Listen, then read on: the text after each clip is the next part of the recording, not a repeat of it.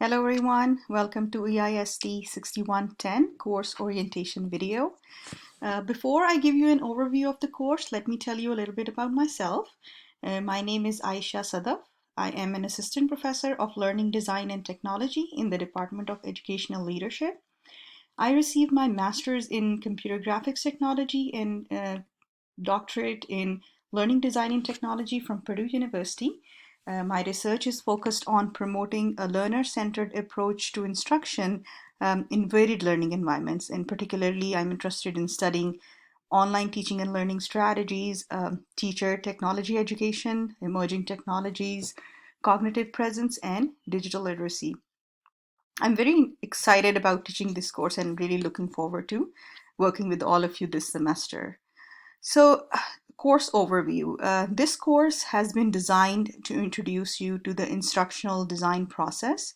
So in this course, you'll learn about the instructional analysis, design, and evaluation principles, as well as you'll be gaining practical experience applying those theoretical understandings of instructional design principles and processes, such as goal and task analysis, learner and context analysis, instructional strategies, selection and development of instructional materials, and formative and summative evaluations. So there are basically three primary goals for this course. So first, you will apply systematic instructional design process in the creation of instructional design materials. Second, you will learn about determining the essential skills, dispositions, and knowledge base needed for a successful career in the field of instructional design. And the third is that you will compare and contrast instructional design models that can be used for the systematic instructional design process. So this course is an asynchronous online course. That means that there are no synchronous or face-to-face meetings. This is a 15-week long course. I have designed each module. So you will see 5 main components each week. This includes objectives, reading and resources, e-lessons, discussions, and assignments. So the first 3 components are the content that I will share with you, and the last 2 are the activities that you will participate in. So you will not have an assignment due each week, but there will be a discussion that you need to participate in. The discussions are very application oriented, so you will be spending more time on the discussion. So here's a quick look at the course schedule. We begin on September 7th. Weeks run from Monday to Sundays. I have set the course that your assignments are due by Sunday midnight.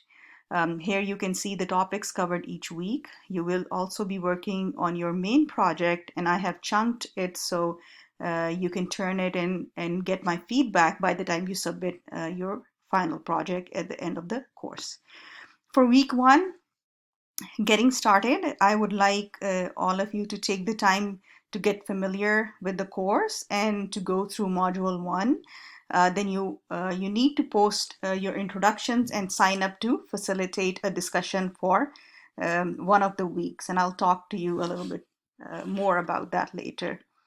As I said, you will be working on your project in chunks with 6 different parts, starting from problem statement all the way to the evaluation.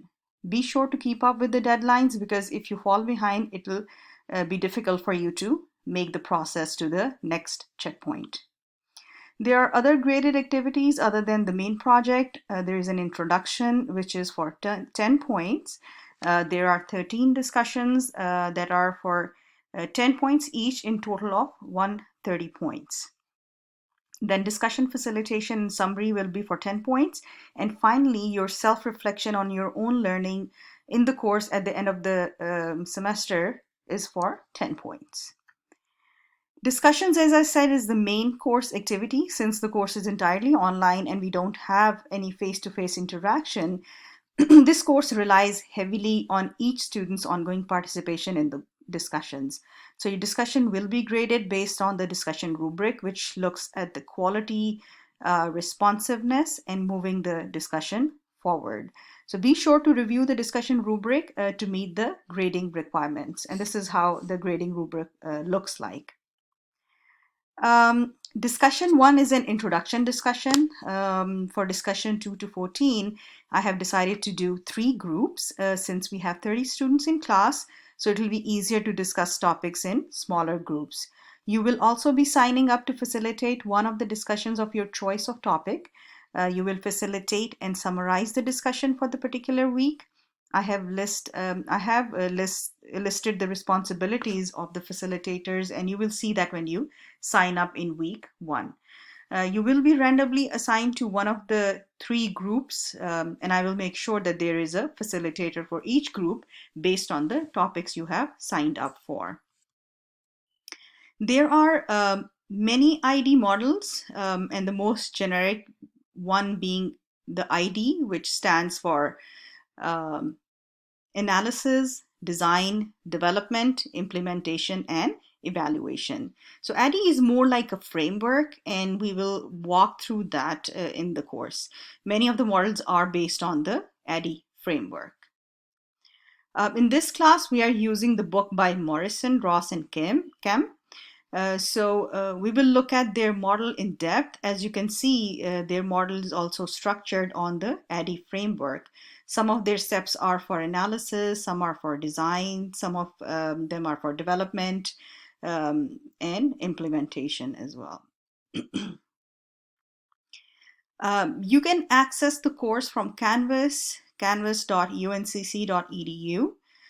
Once you log into your course, you will see the course homepage. This is the screenshot of the homepage I have set up.